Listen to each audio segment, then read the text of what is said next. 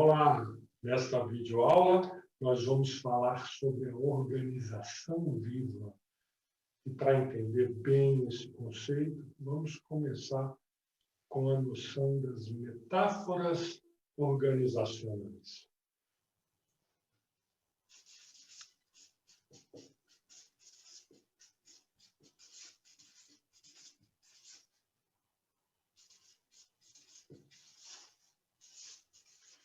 Esse conceito foi estudado por Garrett Morgan no livro As Imagens da Organização.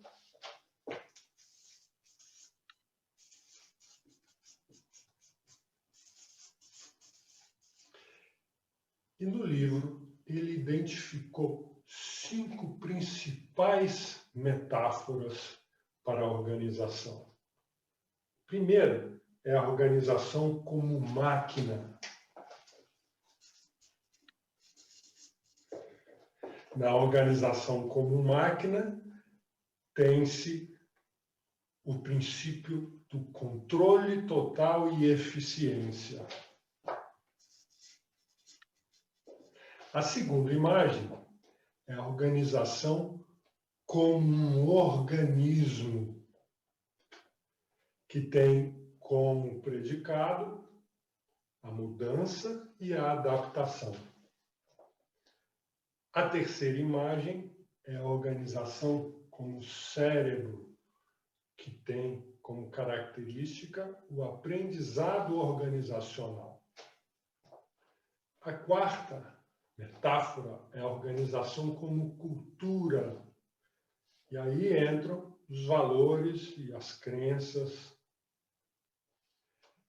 A quinta imagem se refere ao sistema de governança, como um governo mesmo, né? Como organização no sentido de governar, em que são colocados interesses, relações de poder e por aí vai.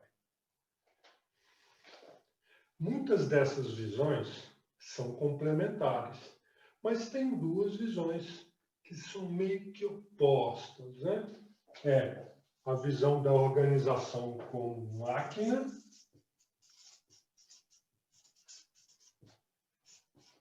e a organização como um organismo, que é uma entidade viva.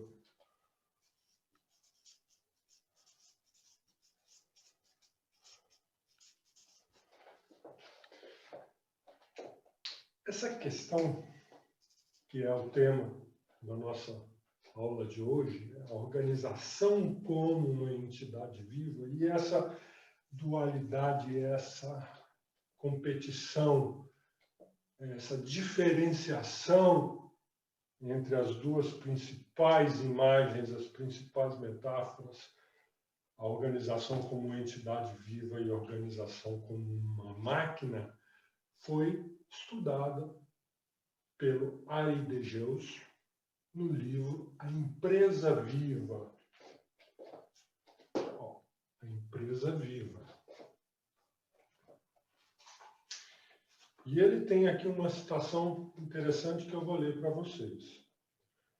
Como todos os organismos, a empresa viva existe primeiramente para procurar sua própria sobrevivência, olha só, e desenvolvimento, para realizar seu potencial e crescer o máximo possível.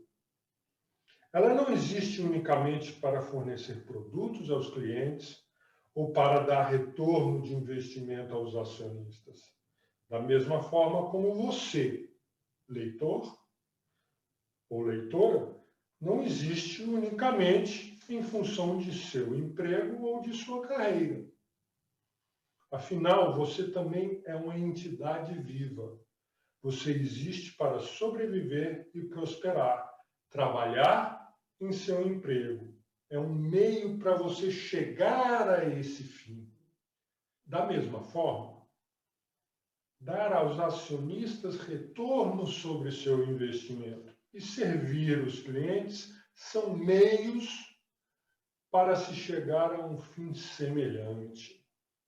Então, olha só, a empresa como organismo vivo, ela tem a primeira função de sobreviver, se perpetuar perpetuar, ser longeva, né?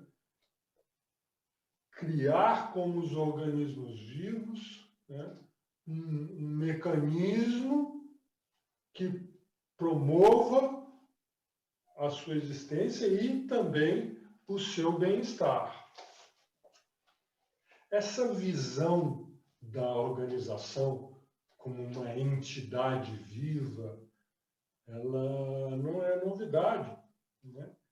E tem um outro autor que eu particularmente sou fã dele, que é o James Lovelock, que é um cientista que na década de 1970 formulou a hipótese de Gaia. Na época, né, essa hipótese foi muito combatida e até ridicularizada. O que dizia a hipótese de Gaia? Que a Terra ela opera como se fosse um organismo vivo. Como se fosse. Veja bem, é uma metáfora. E o pessoal na época não entendeu muito bem isso, não. Né? E foi até ridicularizada essa proposta, né? Ah, que coisa, a Terra é uma entidade viva. E ele provou, né? Ao longo de várias décadas, tanto é que hoje a hipótese de Gaia é considerada como uma teoria científica, é que, a exemplo de um organismo vivo, a Terra também tem os seus mecanismos autorreguladores. Então, essa metáfora ela é muito útil. Não é que a Terra é um organismo vivo, não é que a empresa é um organismo vivo. Não.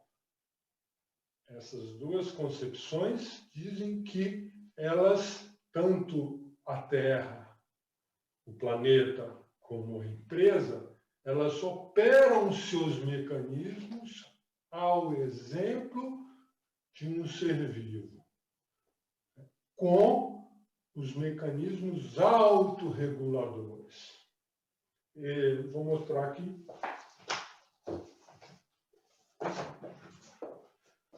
Aqui alguns livros do Lovelock. Cura para um planeta doente. A vingança de Gaia. Gaia, alerta final. E ele vem escrevendo sobre esse assunto, né? Tem vários livros.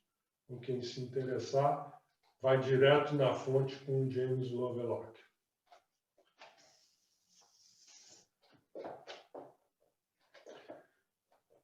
Então, a organização viva, seguindo o raciocínio do Arie de Geus, ela identifica 4 principais propriedades. A primeira dela é que os participantes desse organismo, as partes, têm uma forte noção de comunidade.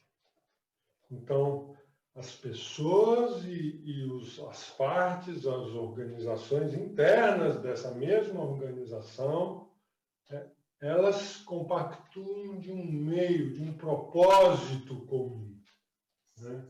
Elas se sentem dentro de uma comunidade. A segunda propriedade é a capacidade de aprender. Capacidade de aprender. Uma máquina aprende? Não. Ela é programada para fazer uma tarefa, recebe o comando e executa essa tarefa. Da mesma maneira que uma inteligência artificial. Ela não aprende. Né? Ela recebe os comandos e, através de um algoritmo, que é uma espécie de uma fórmula, ela recolhe conhecimentos e transforma esses conhecimentos em outros conhecimentos e propaga, né? Mas não aprende. Aprende no sentido de reconhecer uma informação e mudar um pensamento em função dessa nova informação, mudar uma atitude, né? Decidir trilhar um novo caminho. Então, a organização viva tem essa segunda propriedade. A terceira é a permeabilidade às mudanças, é aceitar a novidade da mudança. E a quarta é a interação entre as estruturas. Então, as partes é o conceito holístico, né? Então, você vê a organização como um todo, ela tem as suas partes, mas essas partes interagem, elas formam uma rede principalmente de comunicação. Agora nós vamos ver como esses 4 conceitos se relacionam, e eu vou pegar aqui a deixa desse último aqui, que é a interação entre as estruturas. Bom, nas organizações nós temos as estruturas formais e as estruturas informais.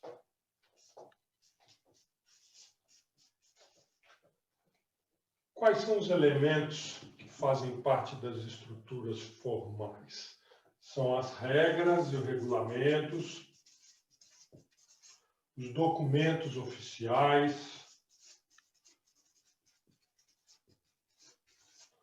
o organograma,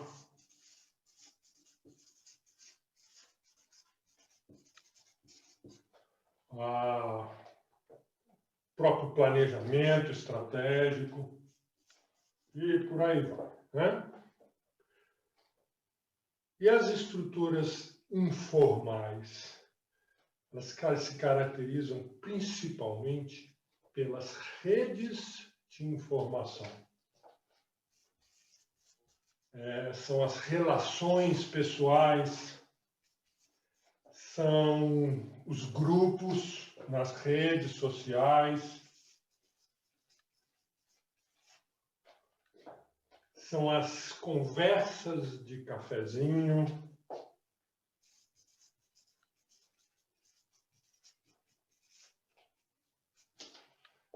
então é aquela quantidade de informação que circula paralelamente à informação oficial da organização.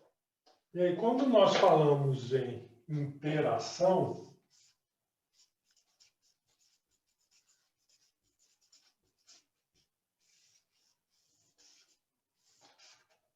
significa que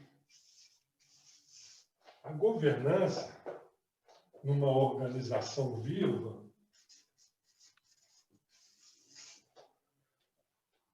ela incentiva essa interação. Por quê? Porque dessa interação surge o aprendizado.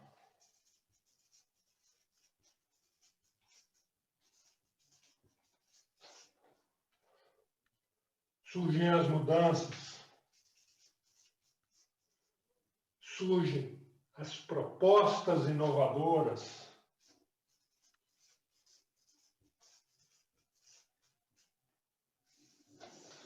e tudo isso faz com que a organização possa se adaptar.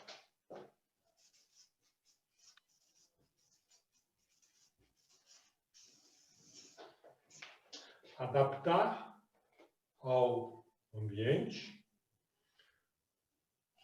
ao mercado, às novas oportunidades, adaptar aos novos conceitos, né, às novas realidades que estão surgindo. Então, essa capacidade da governança de se adaptar ao novo, né, ela é facilitada quando se tem uma interação entre as estruturas.